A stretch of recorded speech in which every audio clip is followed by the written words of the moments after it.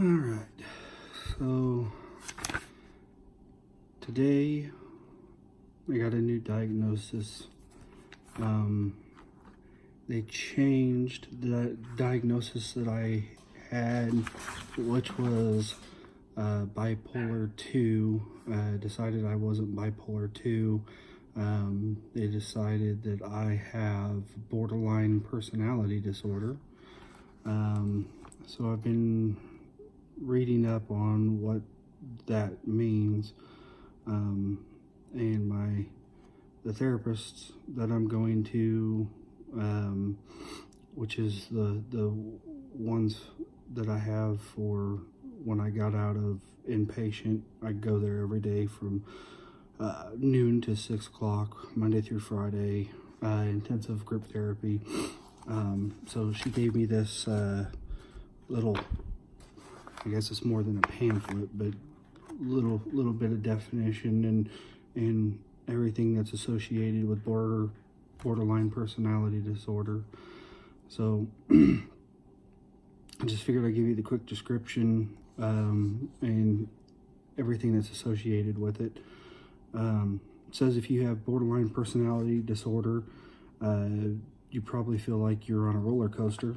That's true. It's the same thing as bipolar. You have your ups and your downs, and not just with your emotions or relationships, but your sense of who you are.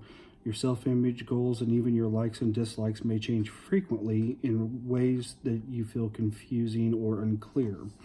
People with BPD tend to be extremely sensitive, and I can attest, yes, I'm extremely sensitive. Do not take criticism. You say something, I take it the wrong way, cognitive distortion. If I take it the wrong way, I'm pissed. So, yes. Some describe it as feeling like an exposed nerve ending. Very true. Small things can trigger intense reactions. I can attest to that one. And once upset, you have a hard time calming down. I do this, but I don't show it outwardly. I'm more angry inside, so I don't usually show it outwardly very often. Let's see.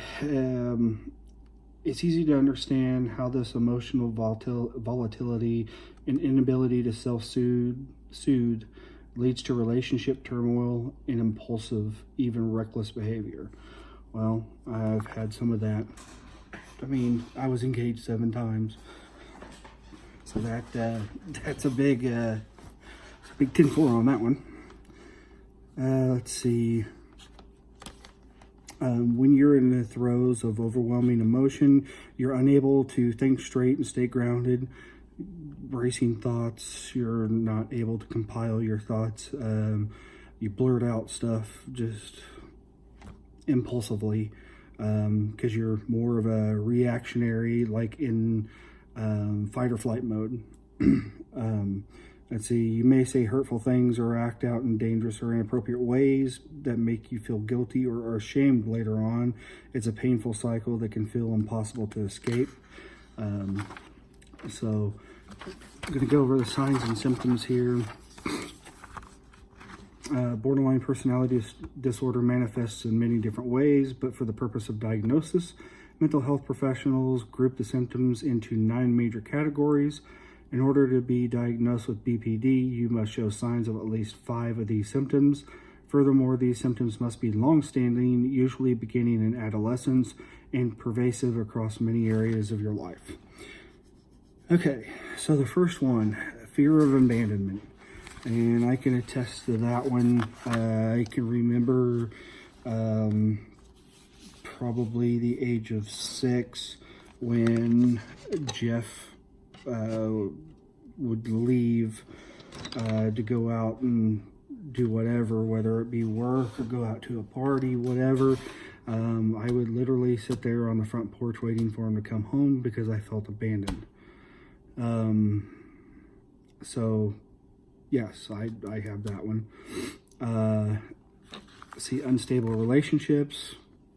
Again, engaged multiple times. None of them really long-lasting. The only long-lasting relationship that I've had is actually Misty, and we've been married for 9 years. So that's the longest relationship I've ever been in. So, but that's because of her, not because of me. She's awesome. Let's see, unclear or unstable self-image. Well, yeah, I mean, I have self-image issues. Sometimes I don't know. That's kind of hard to explain. Sometimes I just don't know who I am. I don't know what my purpose is. I just kind of going through life just aimlessly. So, impulsive or self-destructive behaviors. I do have impulsive behaviors. I tend to go on spending sprees because it just makes me, when I buy things for myself, that's my version of self-soothing, I guess, is I just like to buy stuff and it makes me feel better. It doesn't have to be the best of the best. It's just an accumulation of things. Self-harm, well, I probably talked about that earlier. I was in the intensive outpatient or inpatient for 8 days because of suicidal ideations, because I almost ate a shotgun. So, like I said earlier, extreme emotional swings, same thing as bipolar, roller coaster emotions, up, down, up, down. And yes, I have that.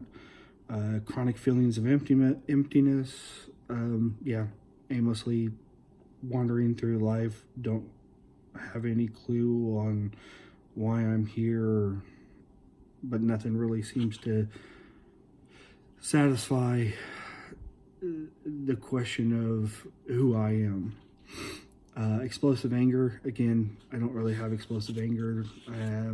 My anger that I carry is on the inside. If I'm mad at you, you'd probably never even be able to tell that I'm mad at you. I don't even do the what is it, where you're mad at somebody, but you put on that weird face and you kind of, it's almost like snarkiness. Feeling suspicious or out of touch with reality. Yeah, I don't have that one as much. I will, however, say that sometimes I believe, and it's not, it's hard to explain the way that I believe it. It's not that I'm mental in the fact that I believe people can read my mind or tell the future or something like that. It's just sometimes things occur, like Misty will say something and I'm thinking the exact same thing, and it's like, holy shit, she can read my mind kind of thing. But it's just weird because when stuff like that happens, you automatically go on the defensive, and you're just like, you try to block out everything, it's just strange. And then the common co-occurring disorders, depression, substance abuse, eating disorder, anxiety disorder. Well, I have major depressive disorder, generalized anxiety disorder, binge eating disorder. So I guess you could really call substance abuse eating too, even though it has its own little co-category, I guess. But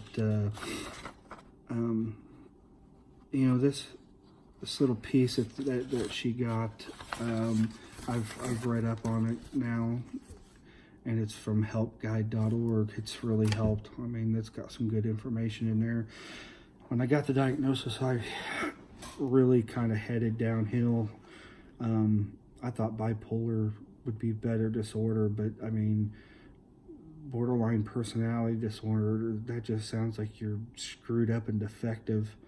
As a matter of fact, if I can remember right, that movie with Jim Carrey, Me, Myself, and Irene, I think is what it was, and where he has borderline personality disorder with narcissistic rage.